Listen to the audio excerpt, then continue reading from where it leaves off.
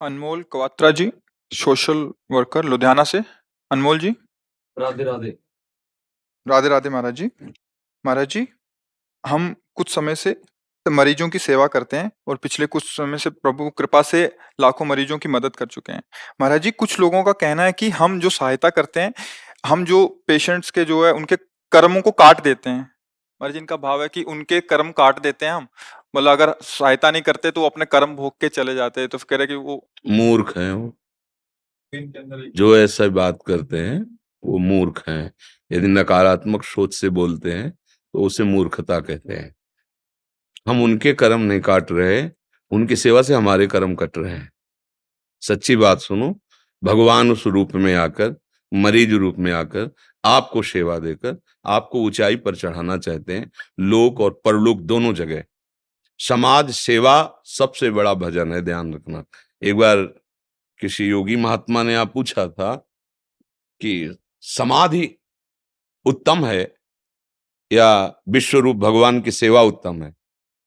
तो भगवत प्रेरणा से ही बात कही थी कि हमें समाधि का भी पता है, संप्रज्ञात समाधि, असंप्रज्ञात विचक्षणा समाधि और समाज सेवा का भी। तो जिसकी हम समाधि में अनुभूति करते हैं वही प्रगट रूप में है, दूसरा नहीं है। समाज सेवा सर्वप्रथम, क्योंकि आज जो भजन करके प्राप्त किया वो समाज से ही, समाज में पैदा हुए, समाज में ही शरीर का पोषण हुआ है। तो समाज को ही सुख पहुंचाना मन से, वचन से, कर्म से, ये सबसे बड़ी आराधना भगवान की। ये विश्व रूप भगवान का है। वो भगवान मरीज रूप से आकर आपसे सेवा लेकर आपका दासत्व भाव वो उच्च स्थान पर पहुंचाना चाहते हैं। वो अज्ञानी जीव क्या कर, मतलब कोई तड़प रहा है, समझो कैसी नास्तिकता है। आदमी तड़प रहा है, कष्ट से पीड़ित है, आप उसे उठा करके औषधियां देकर स्वस्थ कर रहे हैं, तो वो समझा रहा है कि उसके कष्ट को भोगने देते ना, उसके कर्म पूरे हो जाते। इसे मूर्खता कहते हैं, इसे मूर्खता कहते हैं। ऐसे मूर्खों की बातें नहीं सुनी जाती। इसलिए प्रश्नों का समाधान ब्रह्म तत्व के ज्ञाता, जो वांग में वेद और तत्व रूप पर ब्रह्म परमात्मा, तो शाब्दगामी पर ब्रह्म के अनुभूत और शाब्द ब्रह्म का बोध, तभी उत्तर लेना चाहिए, नहीं लेना चाहिए। शास्त्र प्रमाणित बात हो तो बात माननी चाहिए, नहीं तो बातुल भूत विवश मतवारे, ते नहीं बोले बचन विचारे, तिनकर कहा सुनी नहीं काना। सिद्धांत है। ऐसे लोगों की बात 1 करोड़ लोग बोल रहे हों और एक ब्रह्मज्ञानी बोल रहा हो तो करोड़ों की बात मत सुनो, उनकी बात सुनो, क्योंकि अनुभूत बोल रहे हैं, वो तो अंदाज में बोल रहे हैं। कैसा निकृष्ट भाव कि कोई भी कष्ट प्राप्त कर रहा है उसको भोगने दो कष्ट, क्योंकि वो अपने कर्मों को भोग रहा है। अवसर मिला है तेरे को, वो कष्ट की लीला करके तेरे को महासुखी करना चाहते हैं। तेरे कष्ट देने वाले कर्मों को नष्ट करने के लिए भगवान मरीज रूप से तुम्हारे सामने आए। ऐसे भाव से सेवा करो, भगवत प्राप्ति भी होगी और इस लोक में भी यश और ऐश्वर्य मिलेगा। हमारी बात समझना। जो दूसरों की सेवा का हृदय में भाव रखता है, कोई भी वैभव अछूता नहीं रहेगा, उसको सब वैभव प्राप्त हो जाएगा। पर हित सरिस धर्म नहीं भाई, और पर पीड़ा सम नहीं। देखो, महाराज दशरथ जी ने जो भजन किया, जो तपस्या की पूर्व में, उसका फल बना कि भगवान श्री राम पुत्र बने आके। लेकिन जो जटायु जी को फल मिला वो दशरथ जी को नहीं मिला। दशरथ जी तो भगवान के वियोग में प्राण त्याग देते हैं और जटायु जी भगवान की गोद में प्राण त्यागते हैं। क्यों? क्योंकि वो सिया जी की रक्षा के लिए अपने प्राणों की बलिहार। भगवान ने स्पष्ट कहा है, आप अपने कर्म से इस गति को प्राप्त हो रहे हैं तात, इसमें मेरी कोई कृपा नहीं है। एक पक्षी महाबलशाली रावण से भिड़ गया, आखिरकार मार करके चोंच और पंजों से घायल कर दिया, जितनी सामर्थ्य थी, और उसने चंद्रहास से। तो ऐसे गोद में वो क्रिया जो दशरथ जी की होनी चाहिए, वो भगवान जटायु जी की कर रहे हैं अपने हाथ से। किस लिए? वो परहित के लिए। एक कैसी निकृष्ट, कोई यही तो बुद्धि आजकल बढ़ रही। माई बहन को कोई सता रहा है तो सताने दो, वो अपने कर्म का भोग हो। जब तुम्हारे ऊपर कर्म का भोग आएगा तब फिर भोगो, फिर कोई न दवा मिलेगी और ना कोई सहयोग मिलेगा। ऐसे निकृष्ट पुरुषों की बात नहीं माननी। अरे किसी को कष्ट है तो भूल जाओ अपने सुख को और दौड़ पड़ो उसके कष्ट को मिटाने के लिए। यही इसीलिए हमारा मानव जीवन मिला है, इसलिए थोड़ो मिला है। परहित सरिस धर्म नहीं भाई, दूसरे को हम कितना सुख पहुंचा सके ऐसा कोई महात्मा हृदय सोचता है। विषयी सुसुख वांछा वाला, ऐसे बिल्कुल ऐसे लोगों की बात न माने। मन से, धन से, वचन से जिसकी जितनी सेवा बन जाए। हम बैठे क्या कर रहे हैं? सेवा ही तो कर रहे हैं।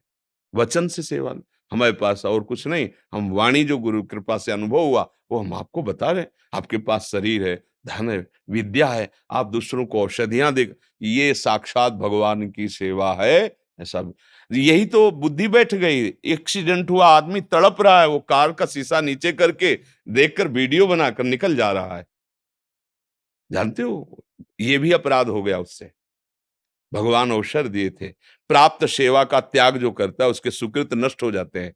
प्राप्त सेवा, जैसे कोई बूढ़ा है, कोई बीमार है, कोई ऐसी परिस्थिति में है और तुम्हें लगता है मेरी आवश्यकता है इसको, उस समय अपना कार्य रोको, उसका सहयोग करो। तुम्हारा जो पूर्व प्रारब्ध तुम्हें दंड देने आ रहा है वो नष्ट हो जाएगा। अनजाने में आपसे इतना बड़ा तप बन जाएगा, पुण्य बन जाएगा।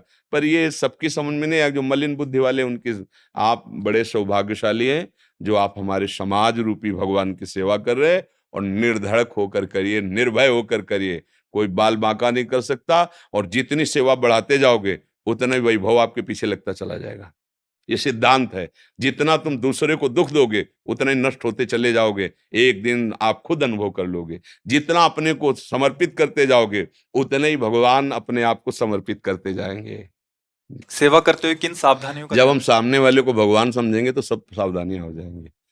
एक बार एक पागल अस्पताल के एक मिले ब्राह्मण, तो तुम उनकी दवा करते हो जाकर के, तुम्हें मारते नहीं? बोले कई बार खोपड़ी फूटी है, कई बार थप्पड़ मारते हैं। उनका आपको गुस्सा नहीं आता? बोले नहीं आता। क्योंकि हम जानते हैं कि उनके दिमाग की स्थिति सही नहीं है।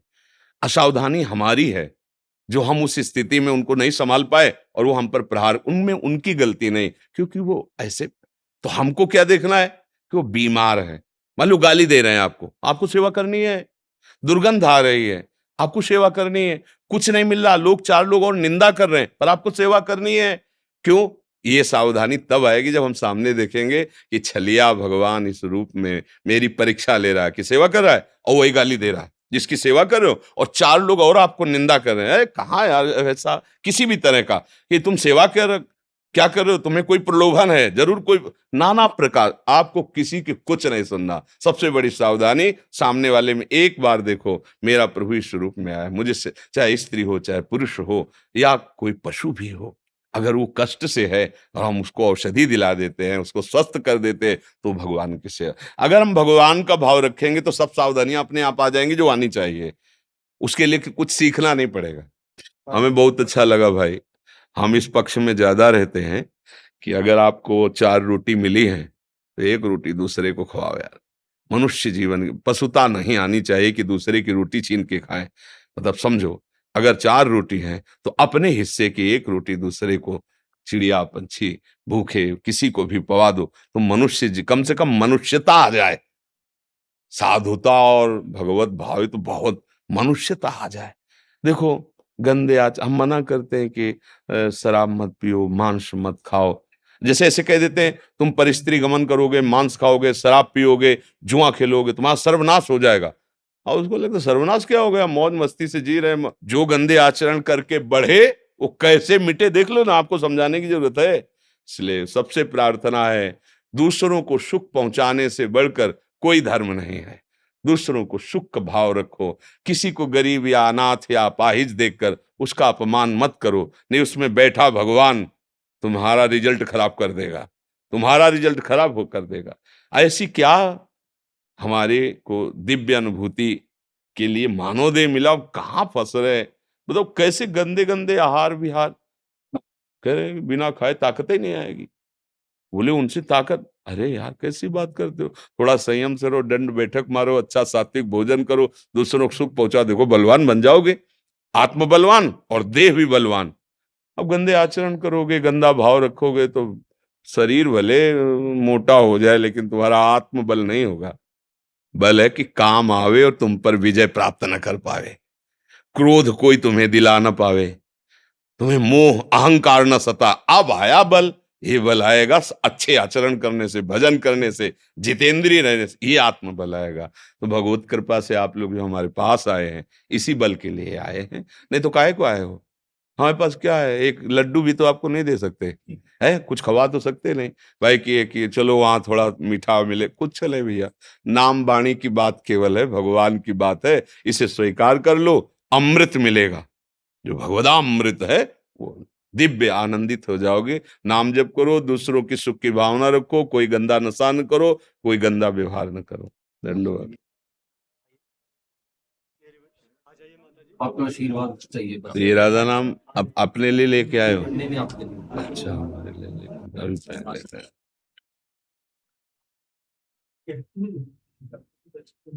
बस हृदय शीतल होना ये आशीर्वाद होता है, ऐसे वैसे तो सब बाहरी बातें है। तुम्हारे आचरण की बात सुनकर हमारा हृदय प्रसन्न हो रहा है, सुखी हो रहा है। आप समाज सेवक काफी सारे ए, मर्जी डायलिसिस पेशेंट हाँ। और अभी तक वो 1 लाख से ज्यादा पेशेंट्स। जो हृदय से अपनापन प्रकट होता है ना, जैसे हम दोबारा आपसे कहा, हमें बहुत अच्छा लगा, ये आशीर्वाद ही था। अगर भगवान के जनों को अच्छा लगने लगे, मतलब भगवान को अच्छा लग रहा है। भगवान के बात सुननी है ना, तो भगवान के मुख संत जन होते हैं।